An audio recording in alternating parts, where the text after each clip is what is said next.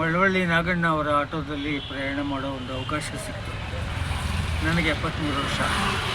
ನಾಗಣ್ಣ ಅವ್ರಿಗೆ ಹೇಗೆ ಪ್ರೇರಣೆ ಆಯಿತು ನನಗೆ ಗೊತ್ತಿಲ್ಲ. ಇವರು ಅಂಗವಿಕಲರು, ಹೆರಿಗೆ ಮಹಿಳೆಯರು,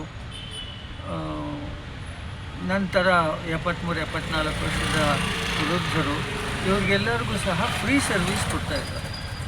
ಈಗಾಗಲೇ ಸುಮಾರು ಒಂದು 3000 ಜನಕ್ಕೆ ಇವರು ಫ್ರೀ ಸರ್ವಿಸ್ ಕೊಟ್ಕೊಂಡು ಬಂದಿದ್ದಾರೆ. ಇದು ಒಂದು ರೀತಿ ಸಮಾಜ ಸೇವೆ ಹಾಗೂ ಅವರ ಒಂದು ಆತ್ಮತೃಪ್ತಿ.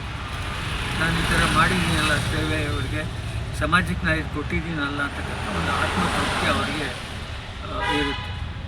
ಸೊ ನಾನು ಈ ಹೆರಿಗೆ ಮಹಿಳೆಯರನ್ನ ಫ್ರೀಯಾಗಿ ಕರ್ಕೊಂಡು ಹೋಗ್ತಕ್ಕಂಥ ಆಟೋದನ್ನ ಭೇಟಿಯಾಗಿದ್ದೀನಿ ಹಿಂದೆ. ಬಟ್ ಈ ಥರ ಎಲ್ಲರನ್ನೂ ಸಹ ನಾನು ಫ್ರೀಯಾಗಿ ಕರ್ಕೊಂಡೋಗಿ ಅಲ್ಲಿ ಬಿಡ್ತೀನಿ ಅಂತಕ್ಕಂಥದ್ದು ಈ ನಾಗಣ್ಣ ಅವರು ಮೊಟ್ಟ ಮೊದಲನೇ ಬಾರಿ. ಸೊ ಅವರ ಈ ಒಂದು ಸಮಾಜ ಸೇವೆ ಮುಂದುವರಿಯಲಿ, ನಿರಂತರವಾಗಿ. ದೇವರು ಅವರಿಗೆ ಆರೋಗ್ಯ ಮತ್ತು ಆಯುಸ್ಸು ಎರಡೂ ಬಹಳ ಮುಖ್ಯ, ದುಡ್ಡಿಗಿಂತ. ಅವೆರಡೂ ಕೊಟ್ಟು ಅವ್ರನ್ನ ಸುಖವಾಗಿ ಮಕ್ಕಳಿಗೂ ಒಳ್ಳೆಯದಾಗಲಿ, ಇದು ನನ್ನ ಹಾರೈಕೆ. ನಮಸ್ತೆ ಸ್ವಾಮಿ. ನಮಸ್ಕಾರ.